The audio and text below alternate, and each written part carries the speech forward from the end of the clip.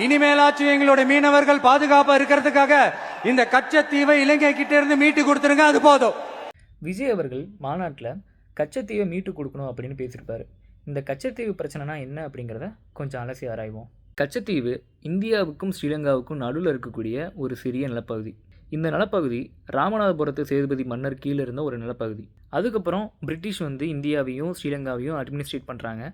அவங்க அந்த காலகட்டத்தில் மேப் வரையும் போது இந்தியா நடுவில் சின்னதாக கச்சத்தீவு, அதுக்கப்புறம் ஸ்ரீலங்கா, அப்படி தான் அவங்களுடைய மேப் வரைவாங்க.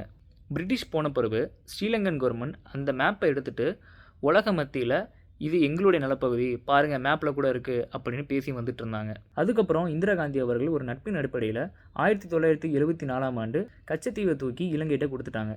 அப்போது இருந்த திமுக கவர்மெண்ட் அதுக்கு எதிர்ப்பு தெரிவிச்சிருந்தாலும் அந்த எதிர்ப்பையும் தாண்டி இந்த ஒப்பந்தம் நிறைவேறப்பட்டது. ஸோ இதுதான் அதோடைய வரலாறு. அந்த நிலப்பகுதியில் மனிதர்கள் யாரும் அதிகமாக வாழ்கிறதில்ல. மீனவர்கள் அதை எதுக்காக பயன்படுத்திகிட்டு இருந்தாங்க அப்படின்னா, நடுக்கடலில் மீன் பிடிச்சிட்டு இருக்கும்போது புயலோ இல்லை இயற்கை சீற்றங்களோ வந்துச்சுன்னா அவங்களோட உயிரை பாதுகாக்கணுங்கிறதுக்காக அந்த நிலப்பகுதி போய் ஒரு 2 நாள் இருந்துட்டு எல்லாம் அடங்கின பிறகு அதுக்கப்புறம் கரைக்கு வருவாங்க. இப்போ அது இலங்கை இராணுவம் கட்டுப்பாட்டில் இருக்குது. நம்ம மீனவர்கள் தெரிஞ்சோ தெரியாமலையோ அந்த பக்கம் போனாங்கன்னா அவங்களுடைய படகுகளை சேதப்படுத்துறது, அவங்கள கைது பண்ணுறது, இல்லாட்டி அவங்கள சுட்டுக்கொள்வது, இந்த நடவடிக்கையை இன்றைக்கி வரைக்கும் பண்ணிகிட்ருக்கு. இது வரைக்கும் 800க்கும் மேற்பட்ட இந்திய மீனவர்கள் இலங்கை இராணுவத்தால் சுட்டுக் கொல்லப்பட்டிருக்கிறாங்க. மத்திய அரசு என்னன்னா கொடுத்தது தான், இதுக்கு மேலே ஒன்றும் பண்ண முடியாதுங்குது.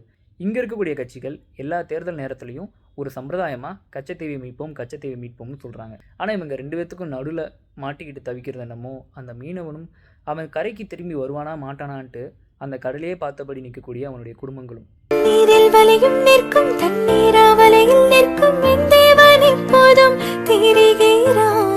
காற்றுக்கு தமிழும் தெரியும், கண்ணாளன் திசையும் தெரியும், கட்ட